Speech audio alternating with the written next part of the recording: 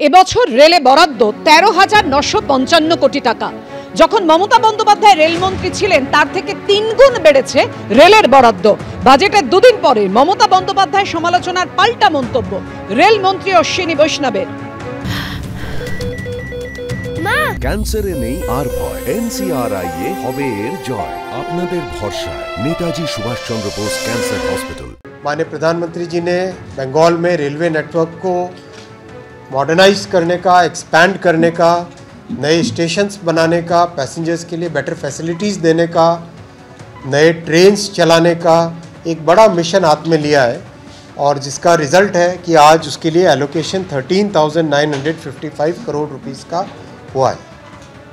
बंगाल में total 68,000 crore rupees का railway का इन्वेस्टमेंट है।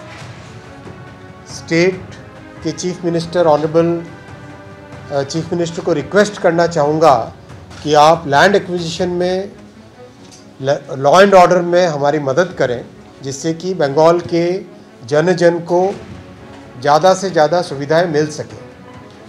रेलवे के डेवलपमेंट के लिए बहुत ज़रूरी है लैंड एक्विजिशन, और लैंड एक्विजिशन के लिए मेरा रिक्वेस्ट है ऑनरेबल CM मैडम से, जिससे कि आप रेलवे का डेवलपमेंट हो सके।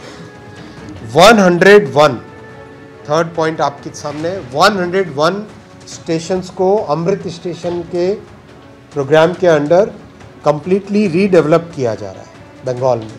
बंगाल में 9 वंदे भारत ट्रेन्स चल रही है अभी, जो कि बहुत ही सिग्निफिकेंट नंबर है।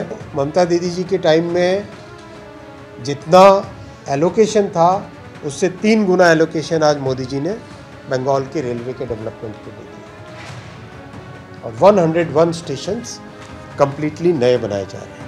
মমতা ব্যানার্জি যখন রেলমন্ত্রী ছিল না, তখন ওনার আন্ডারে উনি অফিসার ছিলেন, উনি সাজেশন অনেক সময় দিতেন, এবং সেই সময় উনিই বলতেন যে মমতা ব্যানার্জির মতো রেল মিনিস্টার হয় না। ঠিক আছে, দিন প্রতিদিন বাড়ে, দিনের সঙ্গে সঙ্গে তুমি তো আজকের সঙ্গে তার 2000 সালের তুলনা করতে পারো না। তাহলে আগে হিসেবটা দিই যে 2025-24 সালে কত ইনকাম ট্যাক্সের টাকা পশ্চিমবাংলা থেকে নিয়েছে, ট্যাক্সের টাকা, তারপর কতটা টাকা তখন মমতা বন্দ্যোপাধ্যায় দিয়েছিল, তার তুলনা হবে। তুলনা তো সেই সময়কার সেই পরিস্থিতির সঙ্গে। সেই সময় মমতা বন্দ্যোপাধ্যায় যা করেছিল তা পশ্চিমবাংলায় কখনো কেউ করেনি। উনি ব্যুরোক্রেট ছিলেন, ব্যুরোক্রেট থেকে উনি একটা রাজ্যসভার মেম্বার হয়ে এসছে, আর মমতা বন্দ্যোপাধ্যায় লড়াই করা মানুষ। উনি সবসময় ক্রিম খেয়েছেন, আর মমতা বন্দ্যোপাধ্যায় গুলি খেয়েছে পুলিশে। এটাই হচ্ছে তফাৎ।